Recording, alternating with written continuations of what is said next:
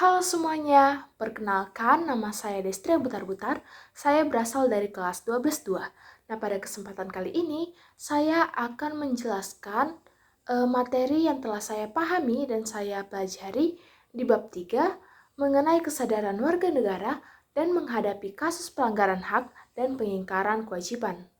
Nah, topik ini penting karena kita harus mampu mengetahui dan mendalami apa hak dan kewajiban. Nah, jadi pertama-tama saya akan menyampaikan apa itu hak dan kewajiban. Hak adalah sesuatu yang harus kita dapatkan sejak lahir. Misalnya itu adalah hak untuk dihargai, hak untuk mendapatkan pendidikan, dan hak untuk mendapatkan fasilitas yang layak. Sedangkan kewajiban sendiri, ini adalah segala sesuatu yang harus kita lakukan untuk mendapatkan hak. Contohnya itu adalah memupuk rasa empati, membayar pajak, dan banyak-banyak lainnya. Hak dan kewajiban ini sendiri bersifat timbal balik, di mana jika ada hak, maka akan ada kewajiban. Ketika kita melakukan kewajiban kita dengan baik, maka kita akan mendapatkan hak yang selaras juga. Nah, jadi ada beberapa contoh pelanggaran hak dan pengingkaran kewajiban. Contohnya itu adalah disalib antrean, di mana ini membuat hak orang lain terganggu dan mereka akan merasa kehilangan kenyamanan, ketertiban, dan rasa aman. Sementara itu, pelaku sendiri telah mengingkari yang namanya kewajiban, seperti sopan santun dan menghormati orang lain. Nah, di era digital saat ini juga ada yang namanya cyberbullying, di mana ini adalah perundungan yang dilakukan melalui media sosial. Nah, cyberbullying ini bukan hanya menyakiti perasaan si yang disakiti ini, tetapi ini juga termasuk pelanggaran hukum menurut Undang-Undang Informasi dan Transaksi Elektronik.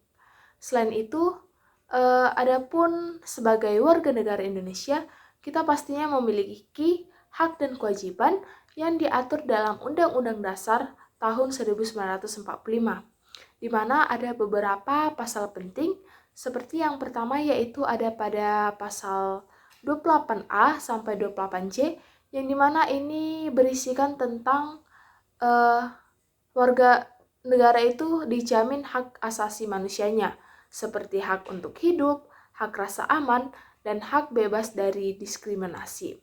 Kemudian ada pasal 31 yang mengatur hak dan kewajiban dalam pendidikan, di mana setiap warga negara berhak mendapatkan pendidikan dan mengikuti pendidikan dasar. Kemudian ada pasal 26 yang menjelaskan tentang siapa yang termasuk warga negara Indonesia. Lalu, bagaimanakah cara kita sebagai warga negara dalam mencegah pelanggaran hak dan kewajiban itu?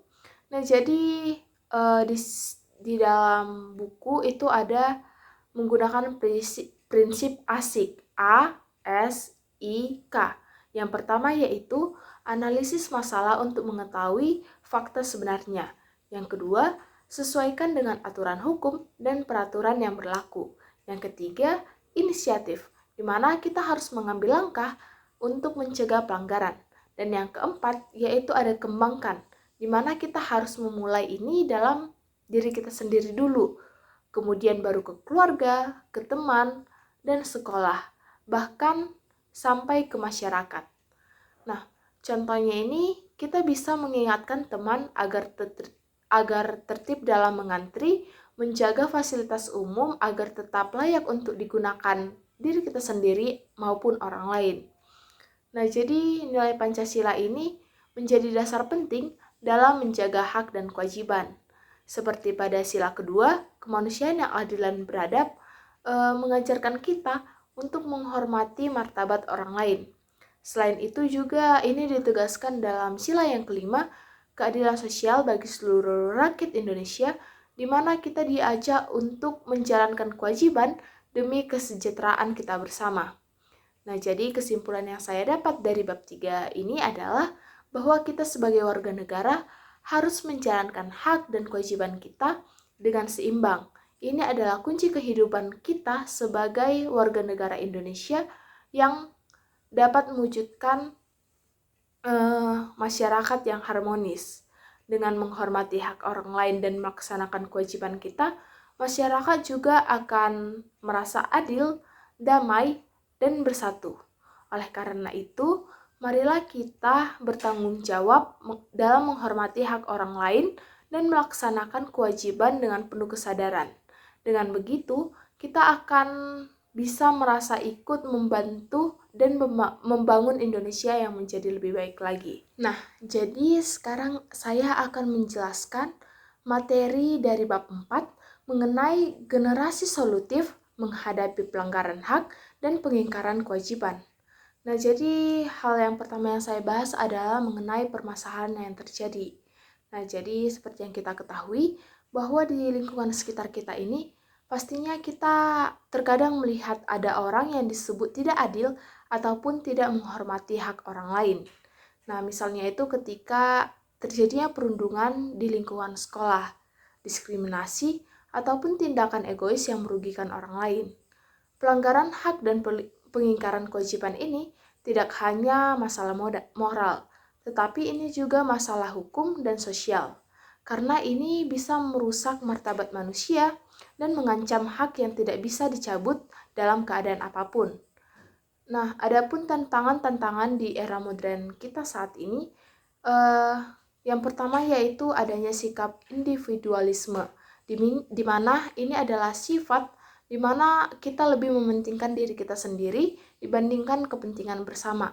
Yang kedua yaitu ada radikalisme dan ideologi transnasional yang merusak solidaritas. Dan yang ketiga, itu ada eksklusi sosial yang membuat sebagian masyarakat merasa tersingkirkan dari berbagai kesempatan-kesempatan yang ada. Kemudian yang keempat, itu ada melemahnya keteladanan dalam mencerminkan Pancasila itu sendiri.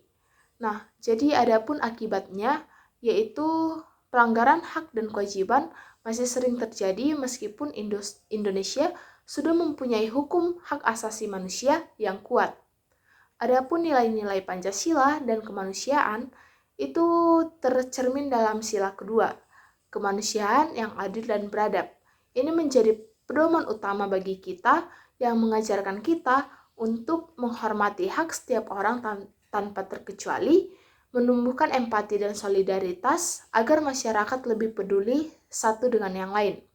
Kemudian ini juga membuat kita agar kita mampu bertindak adil dan beradab, bukan semata-mata untuk mengikuti kepentingan pribadi atau suatu golongan.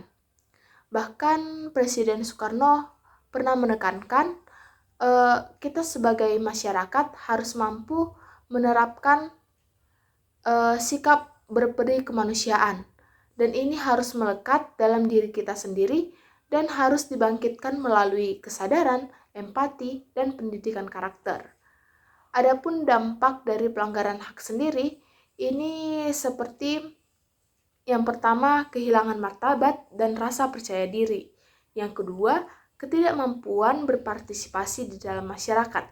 Yang ketiga, bakal terjadi konflik sosial dan ketidakadilan struktural. Karena itu, kita sebagai warga negara wajib menegakkan hak dan kewajiban, baik itu untuk diri kita sendiri maupun orang lain. Adapun beberapa gagasan-gagasan solutif yang dapat kita lakukan untuk mencegah hal-hal pelanggaran tersebut, yang pertama yaitu kita harus mampu menumbuhkan empati dan solidaritas dari sekolah. Ini bisa dari proyek sosial, forum curhat, ataupun kegiatan gotong royong. Yang kedua, kita harus mampu mencegah perundungan. Ini dapat kita mulai dari sistem pertemanan kita yang harus kita pastikan aman, dan kampanye anti-bullying. Yang ketiga yaitu ada membangun budaya adil dan beradab, di mana kita sebagai siswa harus mampu menghargai perbedaan, menghormati hak orang lain, dan selalu bertindak sesuai dengan nilai Pancasila. Dan yang keempat, kita harus mampu mengurangi yang namanya sikap individualisme dan volunteerisme, di mana ini dapat kita wujudkan melalui kolaborasi, kegiatan sukarela, dan kepedulian sosial. Maka dengan langkah-langkah sederhana ini, kita bisa mewujudkan masyarakat yang lebih adil, inklusif, dan beradab. Maka dari itu, kita sebagai generasi muda, kita berhak dan memiliki kewajiban untuk menciptakan masa depan yang gemilang dengan menegakkan hak dan kewajiban, menumbuhkan empati, dan berpegang pada nilai-nilai Pancasila. Dan kita harus ikut membangun Indonesia yang lebih adil lagi, lebih manusiawi, dan lebih beradab. Mungkin sekian yang dapat saya sampaikan. Terima kasih.